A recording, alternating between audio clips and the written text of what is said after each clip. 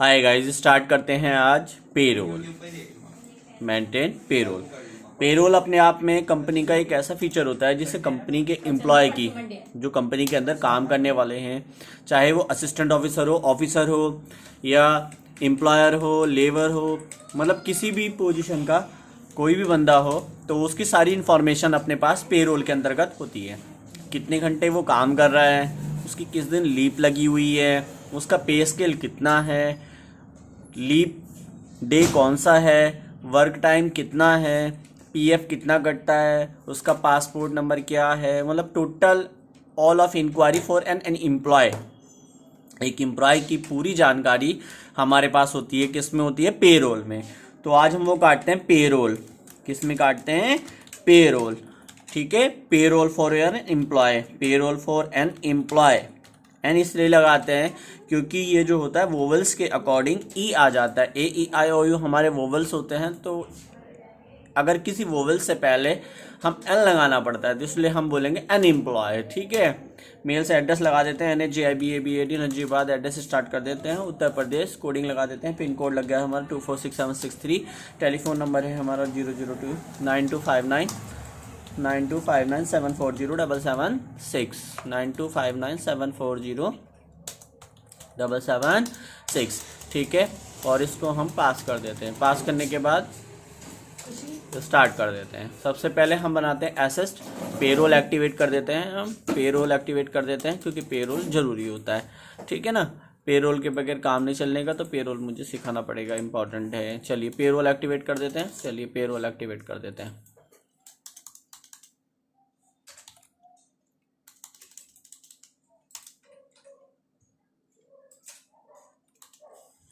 Enable payroll. अगर payroll का open करने के बाद आपने सबसे पहला आता है पीवीएफ। पीएफ मतलब होता है प्रोविडेंट फंड। पीएफ मतलब होता है प्रोविडेंट फंड। फंड का पूरा जानकारी, कंपनी का कोड क्या होता है, company and account group code क्या होता है, कंपनी सिक्योरिटी कोड क्या होता है, ये सारी इंफॉर्मेशन आपके पास मिलती है। कंपनी अपना प्रोवाइडेड कराती है। कंपनी अपना प्रोवाइडेड कराती है इन सारी इंफॉर्मेशंस को। देन अभी मुझे इसमें से कुछ नहीं बनना है। अगर कंपनी बस गवर्नमेंटेड है तो गवर्नमेंट भरना है, अदरवाइज प्राइवेट लिमिटेड है तो अदरवाइज प्राइवेट लिमिटेड भरना है। तो पीवीटी लिमिटेड को अदर कहते हैं। सबसे पहले हम लोग बनाते हैं संपत्ति से रिलेटेड केस, यानी कि कैपिटल अकाउंट। कैपिटल से क्या हो जाएगा? अपने पास पैसा आ जाएगा। कैपिटल अकाउंट से रिलेटेड केस कर दिया, कैपिटल अकाउंट, कैपिटल अकाउंट। और कैपिटल को पैसा कौन दे रहा है? HDFC bank. ठीक है, HDFC बैंक। सबसे पहले हम लोगों ने क्या करा? F6 पे जा करके रिसीव मनी कर लिया। रिसीव मनी कर लिया, ठीक है, रिसीव मनी एक्सेप्ट कर लिया। ठीक है, ओके। अब हमने पेरोल तो ओपन कर दिया है। पेरोल ओपन करने के बाद सबसे पहले हमें क्या बनाना पड़ेगा? हम सबसे पहले बनाते हैं यूनिट ऑफ मेजरमेंट, यानी कि unit of measurement, unit of work. एक तो यूनिट ऑफ मेजरमेंट होता है जो आइटम के लिए काम करता है, एक हमारे पास होता है यूनिट ऑफ मेजरमेंट यानी कि पेरोल का यूनिट। तो पेरोल का यूनिट किस में काम करता है? आवर्स में और मिनट में, यानी कि घंटों में काम करता है। कितने घंटे चले? 1 घंटा, 2 घंटा, 3 घंटा, 8 घंटा, तो इसे हम लोग कहते हैं आवर्स। तो आवर्स भी कहते हैं या आप आवर्स कह देते हैं, डायरेक्ट लिख लीजिए आवर्स। दूसरा होता है मिनट, MINUTE, मिनट्स। ठीक है, अब हम ऊपर सिंपल को बदलते हैं कंपाउंड में। कंपाउंड इंटरेस्ट में 1 घंटा में कितनी मिनट होती हैं? 60 मिनट्स होती हैं। 1 घंटा में कितनी मिनट्स होती हैं? 60 मिनट होती हैं। तो ये हमारा हो गया यूनिट। अब यूनिट क्रिएट करने के बाद हम लोग चलते हैं सबसे पहले अटेंडेंस। अटेंडेंस प्रोडक्शन टाइप पे, अटेंडेंस प्रोसीड भी कहते हैं, अटेंडेंस प्रोडक्शन टाइप भी कहते हैं, अटेंडेंस प्रोसीड भी कहते हैं। अटेंडेंस का मतलब होता है किस दिन बच्चा आएगा, किस दिन नहीं आएगा, Sunday, Monday, Tuesday, Wednesday, Thursday, Friday, Saturday. तो चारों भी लिख सकते हैं, या लीव का डे भी बना सकते हैं। तो हम लोग सीधे बनाएंगे present, PRESENT, present day. Present day तो ऑल डे होता है, सिर्फ एक डे को फ्री कर देंगे। प्रेजेंट डे हम यहाँ बनाते हैं, अटेंडेंस लगेगी, लीव विद पे। ठीक है, अटेंडेंस लग गई। आप बनाते हैं absent, ABSENT, absent day. Absent day के बनाने के लिए हमें जाना पड़ेगा, लीव लेंगे विदाउट पे, जिस दिन हमें पैसा नहीं मिलेगा। अब हम बनाएंगे ओवर टाइम। ओवर टाइम का मतलब होता है अगर हमें काम, कंपनी हमसे ज़्यादा काम ले रही है 8 घंटे के अकॉर्डिंग, क्योंकि मोस्टली हम लोग जो काम करते हैं पर डे 8 आवर्स करते हैं। अगर कंपनी हमसे ज़्यादा काम ले रही है 8 आवर्स के अकॉर्डिंग, कंपनी का प्रोडक्शन ज़्यादा रुका हुआ है, प्रोडक्शन ज़्यादा कराना है, तो उस कंडीशन में हम लोग क्या करते हैं, ओवर टाइम कर लेते हैं। तो ओवर टाइम का रूल्स होता है कि कंपनी हम लोग को क्या करता है, उसका एक्स्ट्रा पेमेंट देती है। ठीक है, तो ये जाता है आपका प्रोडक्शन जाएगा, आपका ओवर टाइम जाएगा प्रोडक्शन में, प्रोडक्शन जाएगा घंटे और मिनट के अकॉर्डिंग, यानी कि 1 घंटे में 60 मिनट होते हैं, उसके अकॉर्डिंग जितना भी हम काम करेंगे वो सब पैसा एक्स्ट्रा देना पड़ेगा। अब हमारी दो चीज़ क्रिएट हो चुकी है, एक तो यूनिट हो गया, एक हमारे पास हो गया अटेंडेंस प्रोसीड। अब हम बनाते हैं एम्प्लॉय की कैटेगरी, फिर बनाएंगे हम एम्प्लॉय का ग्रुप। तो एम्प्लॉय की कैटेगरी बना लेते हैं। एम्प्लॉय की कैटेगरी आप एम्प्लॉय लिख सकते हैं कि एम्प्लॉय की कैटेगरी स्टाफ है तो स्टाफ लिख सकते हैं, और उसके अंदर ओएसएफ है तो ओएसएफ लिख सकते हैं, सुपरिटेंडेंट है एसयूपी है तो एसयूपी लिख सकते हैं, एडमिन लिख सकते हैं तो एडमिन लिख सकते हैं। ठीक है, तो मैं सीधे से स्टाफ लिख देता हूँ और एम्प्लॉय लिख देता हूँ, यानी कि STAFF स्टाफ और EMP लिख देता हूँ, यानी कि स्टाफ है एम्प्लॉय का, कोई भी हो सकता है। दूसरी बात, कैटेगरी के बनाने के बाद हम चलते हैं ग्रुप पे। आप स्टाफ एम्प्लॉय के हैं, सारे के सारे ग्रुप हैं, तो ग्रुप का मतलब होता है वो किस कंपनी में काम कर रहे हैं, एम्प्लॉय का नेम। तो कंपनी जो काम कर रही है वो AKUMS में काम कर रहे हैं, और होंडा में भी काम कर सकते हैं, हीरो में भी काम कर सकते हैं, बुलेट शोरूम में भी काम कर सकते हैं, मतलब अपने पास कई सारी हैं जिसमें आप काम कर सकते हो। तो मैं सिर्फ एक नॉर्मल सी दवाइयों की कंपनी को ले लिया, एकम्स। ठीक है, अभी डिफाइन सैलरी नहीं करूँगा क्योंकि मेरे पास पैसे नहीं बने हुए हैं। ठीक है, अब एम्प्लॉय का नाम बनाते हैं कि एम्प्लॉय किसका, स्टाफ का है।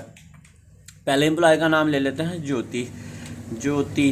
ज्योति मिस ज्योति भी लिख सकते हैं क्योंकि ये मैम है, अभी इनका मैरिड नहीं हुआ है, हो जाएगा तो हम इनके आगे चेंज कर देंगे, मिसेस ज्योति कर देंगे। तो मिस ज्योति हैं।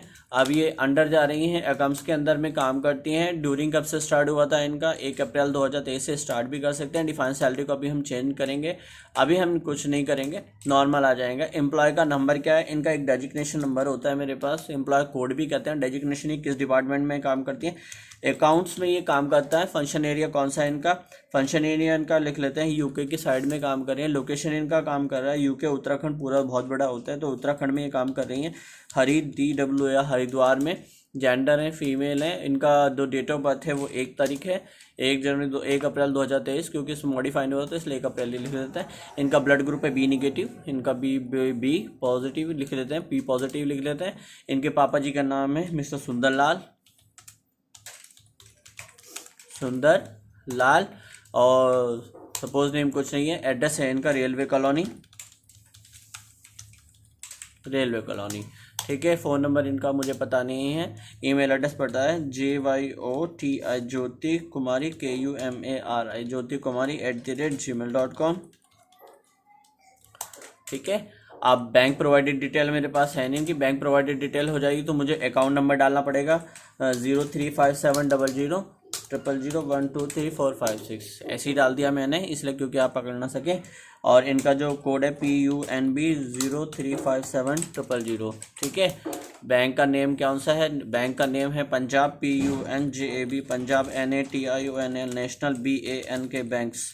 ठीक है, और चौक बाजार BAJAR चौक बाजार में इनकी ब्रांच है। तो ब्रांच कौन सी है इनकी, ब्रांच है इनकी चौक बाजार CHOCK चौक BAJAR बाजार चौक बाजार में। रेफरेंसर आईडी है इनकी 123457। ठीक है, अब ये जो ट्रांसफ़र करती हैं, ये जो ट्रांसफ़र करती हैं वो किससे करती हैं, चेक से ई फंड ट्रांसफ़र कराती हैं, अदर भी कर लेते हैं, दोनों तरीके से कर लेती हैं। फिर इनका जो नाम आता है, फेवरेबल नेम आता है, मिस ज्योति आता है। ठीक है, अब रेगुलर टैक्सेस पेयर हैं क्योंकि जाहिर सी बात है जॉब कर रही हैं तो रेगुलर टैक्स पेयर भी होंगी। पैन नंबर इनका क्या है ABC 123MJ ABC 123MJ। ठीक है, अब ये वाला मेरा पकड़ नहीं रहा है, पैन कार्ड नंबर मुझे इनका याद नहीं है, आधार नंबर मुझे इनका याद है 123 हो गए कितने 12। ठीक है, UN नंबर इनका मुझे पता नहीं है क्योंकि UN नंबर जो होता है प्रोविडेंट फंड नंबर निकालने का काम करता है, तो प्रोविडेंट फंड के बारे में इनकी पूरी जानकारी मेरे पास अवेलेबल नहीं है। पासपोर्ट नंबर इनका मुझे शायद पता हो, चलो ऐसे डाल देता हूँ। किसने इशू किया था, country by the issue India ने इशू किया था। एक्सपायरी कितने बाद हो जाएगी, 15 साल बाद एक्सपायरी हो जाती है इनकी। ठीक है, वीज़ा नंबर कौन सा, एक्सपायरी डेट बाकी सब इनके पास है। वर्क परमिट वीज़ा नंबर कौन सा है, कोई भी एनी बड़ी वर्क परमिट नंबर डाल देते हैं। Contact step by the date 1 अप्रैल से डाल देते हैं ठीक है। एक्सपायरी डेट का मुझे पास पता नहीं, ठीक है। अब यहाँ तक मैंने एक पूरी डिटेल भर दी, किसकी भर दी, एम्प्लॉय की। अब मैंने बना लिया 3, एक एम्प्लॉय की कैटेगरी, एम्प्लॉय का ग्रुप और एक एम्प्लॉय। अब मेरे पास सिर्फ एक चीज़ बची है, वो बची है पे हेड। पे हेड बचा है और फिर उसके बाद क्या बची है मुझे, सैलरी डिफाइन। तो पहला पे हेड बना लेते हैं, नॉर्मल पे हेड बनाता हूँ। वैसे पे हेड 27 से 28 टाइप के होते हैं, लेकिन हम लोग नॉर्मल बनाते हैं। पहले बनाते हैं basic salary, basic salary expenses. Basic salary जाता है अर्निंग फॉर एन एम्प्लॉय में, क्योंकि एम्प्लॉय की सैलरी इससे इंक्रीज होती है। अर्निंग फॉर एम्प्लॉयज़ पे फिक्स वेरिएबल होता है, वेरिएबल होता है। वेरिएबल होने के बाद ही इनडायरेक्ट एक्सपेंसेस होता है। इनडायरेक्ट एक्सपेंसेस के बाद चलते हैं हमें यहाँ पे जो चलता है वो अटेंडेंस प्रोसीड पे चलता है, प्रेजेंट पे चलता है, मंथली चार्जेस पे चलता है, एज पर कैलेंडर पे चलता है, क्योंकि एक महीने में 30 डेज होते हैं और लिमिट चलती है आपकी 0। ठीक है, ये बेसिक सैलरी डिफाइन हो गया। बेसिक सैलरी डिफाइन करने के बाद हम लोग यहाँ से चलते हैं। बेसिक सैलरी डिफाइन करने के बाद अब हम चलते हैं PROVIDENT provident fund. Provident fund normally से लगा लेते हैं। डिडक्शन फॉर एन एम्प्लॉयज होता है, डिडक्शन करता है। और डिडक्शन किस पे करता है, लाइबिलिटीज होता है, देना शेष होता है, क्योंकि लास्ट में मिलता है। कंप्यूट वैल्यू पे चलता है, कंप्यूट वैल्यू चलाते हैं। तो ये मोस्टली कंपनियों में अलग अलग परसेंटेज पे कटता है। वैसे आप इसकी परसेंटेज भी बना सकते हैं, रेशियो एनालिसिस पे, कितना प्रोविडेंट फंड इतने पे कटता है। जैसे ग्रेटर अमाउंट पे ले लेते हैं। अगर आप यहाँ से अमाउंट ऐड करते हैं, तो अगर मेरी सैलरी है 15,000 तो परसेंटेज वैल्यू बनेगी 2। ठीक है, अगर मेरी सैलरी 15 से 30,000 रुपये है तो मेरी सैलरी परसेंटेज है 30,000, तो 30,000 पे कटता है ये 5%। लेकिन अगर 30,000 से परसेंटेज वैल्यू मेरी ज़्यादा है तो ये कट जाता है 10%। ठीक है, यहाँ पे मेरी प्रोविडेंट फंड की एक्टिवेशन हो गई। प्रोविडेंट फंड बना लिया, सैलरी बना लिया। एक बना लेते हैं medical, MEDICAL, medical, health, HELTH, क्योंकि आजकल मोस्टली बीमार पड़ते रहते हैं। तो ये जाता है अर्निंग फॉर एम्प्लॉय पे, क्योंकि ये कंपनी हमें फ्री पे देती है। ये फिक्स्ड होता है, ठीक है, तो ये फिक्स्ड होता है, इनडायरेक्ट एक्सपेंसेस के अंडरगत आता है। और ये हमेशा किस पे चलता है, यूज़र डिफाइन वैल्यू पे। ये हमेशा किस पे चलता है, यूज़र डिफाइन वैल्यू पे। अब हमें एक और मिलता है, क्या मिलता है, मैश। मैश बोलते हैं खाना, यानी कि जो दोपहर में मिलता है, ब्रेकफास्ट, नाश्ता, लंच, डिनर, तो इसे मैं बोला जाता है मैश। मैश भी बोलते हैं, MASH भी बोलते हैं, मैश भी बोलते हैं, या डेली अकाउंट भी बोलते हैं। अगर अकाउंट की भाषा में बात करेंगे आप, तो ये डेली अकाउंट होता है। अर्निंग फॉर एम्प्लॉय पे वेरिएबल फिक्स काम करता है, इनडायरेक्ट एक्सपेंसेस पे सीधी करके बैक वेरिएबल भी काम करता है, यूजर डिफाइन होता है, और इसे पास कर देते हैं। अब हमने 2 लगा लिए। प्रोविडेंट फंड पर हमारा बन गया है और हमारा सैलरी बन गया है, उसके बाद मैश बन गया है। ठीक है, 4 बन चुके हैं। एक और बनाना चाहो तो आप बना सकते हो, अदरवाइज इतने पे भी काम चल जाएगा। ठीक है, उसके बाद बनता है एक प्रोफेशनल टैक्सेस। अगर ये प्रोफेशनल होती हैं तो इनका एक टैक्स लगता है, प्रोफेशनल टैक्सेस। प्रोफेशनल टैक्सेस जो चलता है वो चलता है एम्प्लॉय स्टेशनरी डिडक्शन पर, एम्प्लॉय स्टेशनरी डिडक्शन पर। और प्रोफेशनल टैक्सेस के कई अकाउंट होते हैं। अगर PF बना रहे हैं, प्रोविडेंट फंड बना रहे हैं, तो प्रोविडेंट का अपना अकाउंट भी होता है। प्रोफेशनल अकाउंट टैक्सेस पे इंक्लूड करता है। टैक्सेस जो चलता है ड्यूटी टैक्सेस के इंक्लूडेशन पे चलता है, मंथली हमेशा पारवेट चलता है। और ये हमेशा जो चलता है वो वैल्यू पे चलता है, तो इसको हम डायरेक्ट लगा देते हैं 14% पे। ठीक है, ओके, बस 4 बहुत हैं। अब मुझे सैलरी डिफाइन करना था, तो मैं मैडम के वापस जाऊंगा। अब मुझे सैलरी वापस डिफाइन करना था, तो सबसे पहले मुझे क्या करना था, पेरोल वाउचर पे जाने से पहले मुझे क्या करना था, सैलरी डिफाइन करना था। तो सैलरी डिफाइन करने के लिए मुझे अल्टर जाना पड़ेगा। अल्टर जाने के लिए मुझे सबसे पहले क्या खोलना पड़ेगा, एम्प्लॉय। एम्प्लॉय थी मिस ज्योति को खोलूंगा, तो सैलरी डिफाइन करने के लिए एक्टिवेट करूंगा। सैलरी डिफाइन करने के लिए effective transaction number 1, basic salary इनकी डिफाइन हो चुकी है। मेरे पास जो बेसिक सैलरी पे काम कर रही हैं ज्योति जी, वो काम कर रही है 19,500 रुपये में। 19,500 रुपये मेडिकल मिल रहा है, हेल्थ मिल रहा है, प्रोफेशनल टैक्सेस मिल रहा है, प्रोविडेंट फंड मिल रहा है ना। ठीक है, अब इसको पास कर दिया।